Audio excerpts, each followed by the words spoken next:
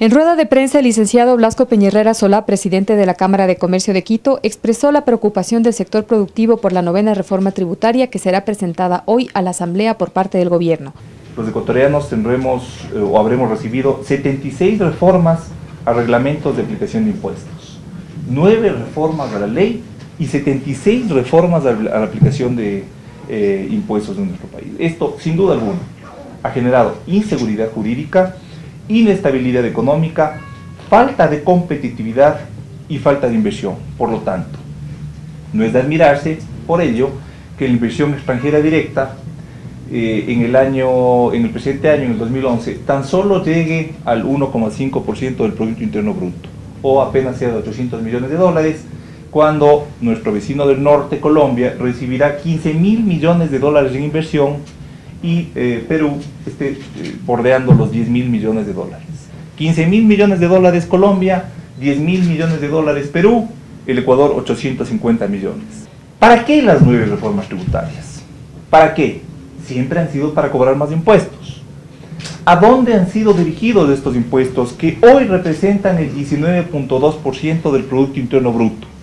Lo que los ecuatorianos pagamos es cerca de 12.000 millones de dólares al año en impuestos directos y en contribución de los empleadores a la seguridad social, que es como internacionalmente se calcula la carga fiscal.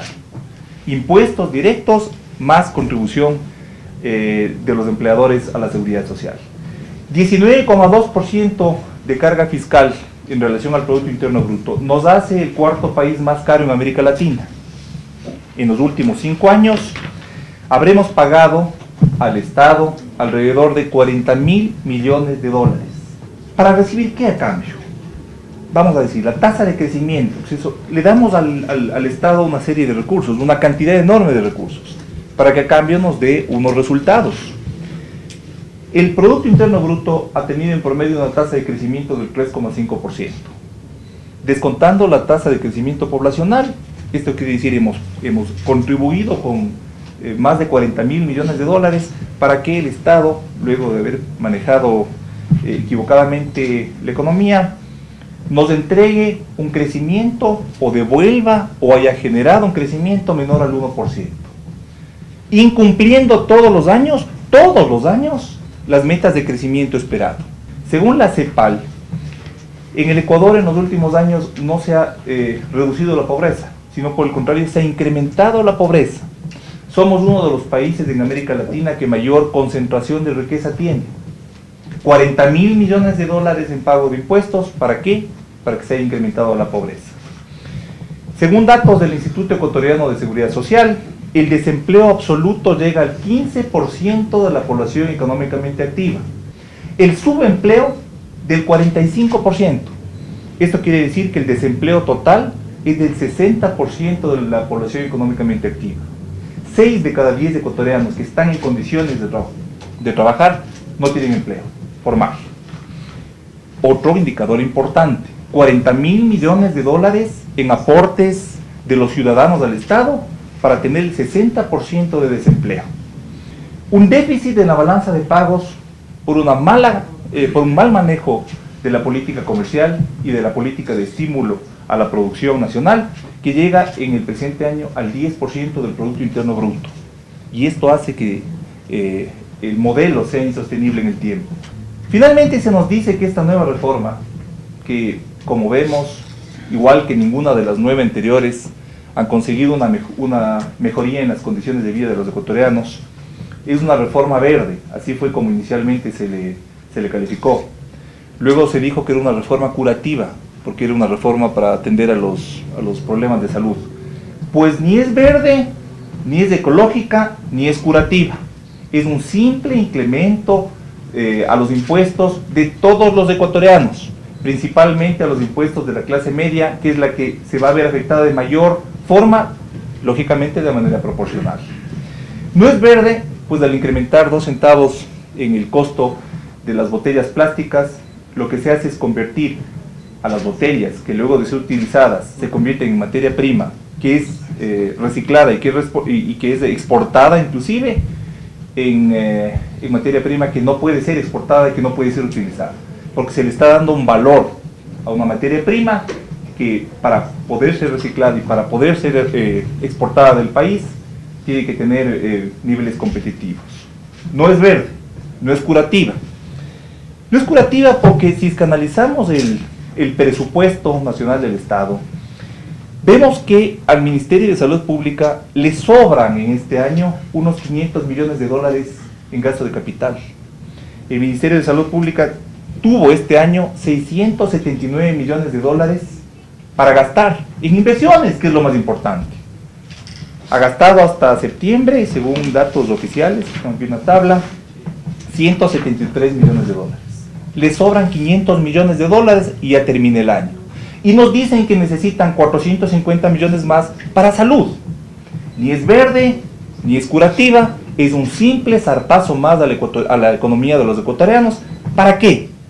Para seguir financiando un presupuesto gigantesco que ha devorado las esperanzas no solamente del sector productivo nacional, sino de su clase media, que hoy día se debate en el desempleo, que es el peor mal que se le puede acertar a una sociedad, consiguiendo que nuestro país ni se transforme ni avance, como se dice en la publicidad, en la onerosa publicidad en la que se han invertido los dineros de los ecuatorianos, ni se transforme ni avance, sino que se empantane en los vicios del estatismo aberrante.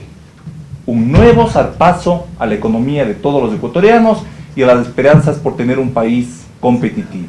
Entre otros temas destacó ley antimonopolio.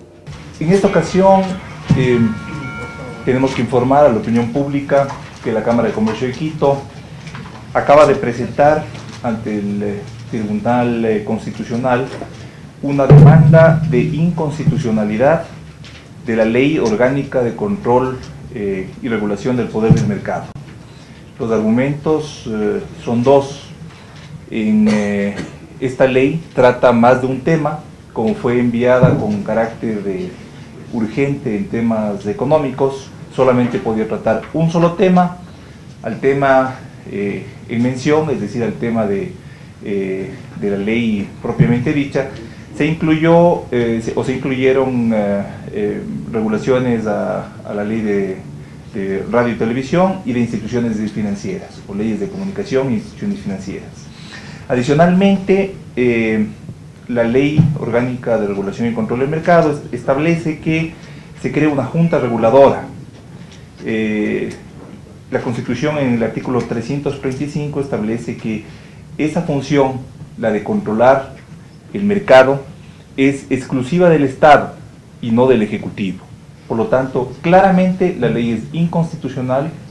Se ha presentado la demanda suscrita por quien habla hoy en la mañana, y esperamos que la Corte Constitucional analice rápidamente este asunto y no se demore como lo ha hecho con una demanda de inconstitucionalidad a la ley de régimen tributario que presentamos hace 4 años.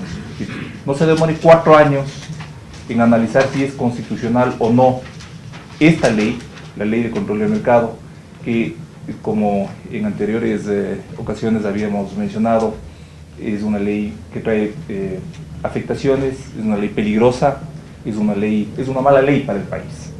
Impuesto a la salida de divisa. Sin duda alguna, lo más importante de este nuevo zarpazo a la economía nacional es el incremento del impuesto a la salida de divisa. ¿Y quiénes son las personas, o cuáles son los sectores que mayormente realizan transacciones en las cuales se tienen que enviar capital ecuatoriano afuera? Los importadores. El modelo de desarrollo de este gobierno ha forzado a que se incrementen las importaciones, y los productos importados no los consumen solamente la clase alta. Los productos importados los consumimos todos los ecuatorianos, porque lamentablemente, justamente por medidas como 9 reformas tributarias, no ha habido un incremento en la productividad nacional, porque no hay seguridad jurídica.